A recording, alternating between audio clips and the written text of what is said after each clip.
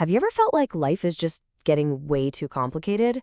Well, that's exactly what we're diving into today. We're going to look at a collection of ideas all built around a really powerful philosophical tool that argues for the total opposite. So let's explore how something from the 14th century, Occam's razor, can do a lot more than just solve science problems, how it can actually be a guide to cutting through all the noise of modern life. And this quote, it really gets to the heart of what we're talking about. It's this beautiful loop, right? It suggests that the path to really understanding things isn't about adding more complexity. It's about stripping things away until you're left with what's essential. So, what is Occam's razor anyway? Well, it's a super powerful principle. The simplest explanation is probably the right one. The more hoops you have to jump through, the more assumptions you have to make, the more likely you're on the wrong track. And as we're going to see, the argument here is that this isn't just for science. It's true for our own minds. I mean, what if the simplest path to being happy is also the most direct one?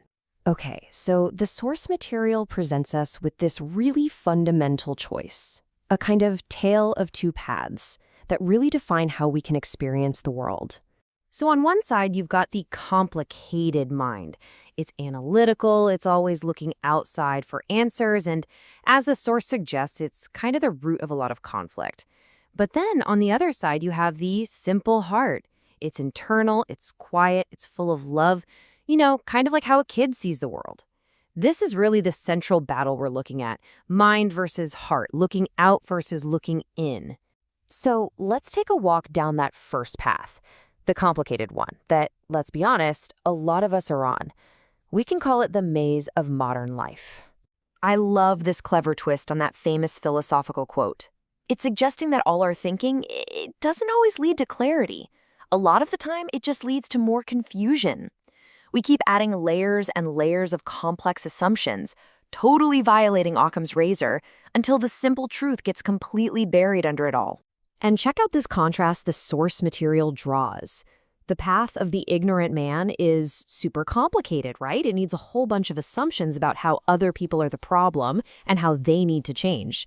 But the path of the wise man? It's the simplest approach you can imagine. It makes zero assumptions about the outside world, it doesn't need to blame anyone, and it takes full ownership. It's like a personal Occam's razor for your life. This is a huge question the source poses. Think about it. It argues that when we build our happiness on things outside of us, our jobs, relationships, all our stuff, it's like building a house on quicksand. The basic idea, the assumption that these things can give us lasting stability, is just flawed from the start. This chart does a great job of visualizing a really key idea. On one end of the spectrum, you have the endless collecting of external information. And on the complete opposite end, you have internal wisdom. The argument here is that one doesn't lead to the other. They're actually two fundamentally different paths to understanding. And all of that leads to what the source calls the modern treadmill. These points you see here are basically the symptoms of a society built on all that external complexity. It's a system designed to keep us chasing things outside of ourselves, which pretty much guarantees we'll never find that simple internal alternative. But hey, there is an alternative to this treadmill. The source presents a second path, not out into the maze, but inward, a journey to find what it calls the jewel within. And this is the turning point, the big aha moment.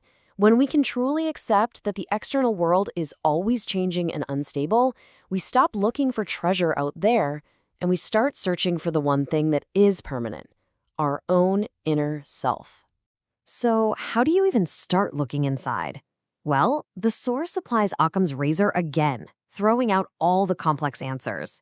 It says the solution isn't in some book or seminar. It's in the simplest, most basic thing we have, our own breath. The path is just through silence and becoming aware of this constant anchor we have inside us. So why is this inner focus so important? Well, get this. According to the source, a whopping 95% of our daily actions are dictated by our subconscious programming. We're basically running on autopilot, driven by habits and beliefs we don't even know we have. And that leads to this crucial question, doesn't it? If 95% of you is subconscious, how much control do you really have over your life, your reactions, your happiness? That's a powerful thought to sit with. Which brings us to the most practical part of this whole journey. If we're just running on old programming, how do we consciously start rewiring our own inner world? I love this modern metaphor the source uses, framing our whole being like a computer. The idea is that we are not stuck with our factory settings. A wise person understands that they can actually go in and consciously reprogram their own internal hardware, software, and even their operating system. And get this, it gives us a tangible time frame. This isn't some endless, abstract goal. The source points to research that suggests it takes about 30 days for a new habit to be physically wired into our brain. This makes change feel less like an impossible leap and more like a manageable one-month project. And here's the how, a 3-step process. And true to Occam's razor, it's about as simple as it gets. First, just hesitate. Create a little pause between a trigger and your usual reaction. Second, in that pause, become aware of your breath. And third, take small baby steps. You gotta recognize that real lasting change happens gradually. Okay, so for our final section, let's connect all this inner work to the world around us.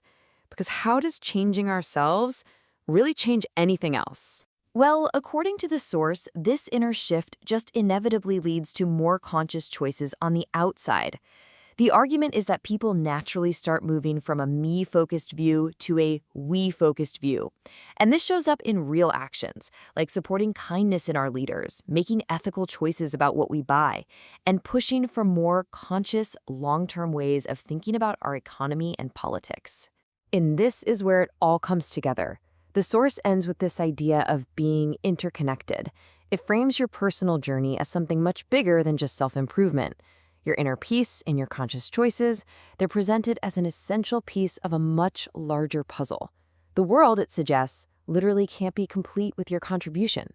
And that leaves us with one final, pretty provocative thought. It's a stark choice that's at the heart of this whole philosophy.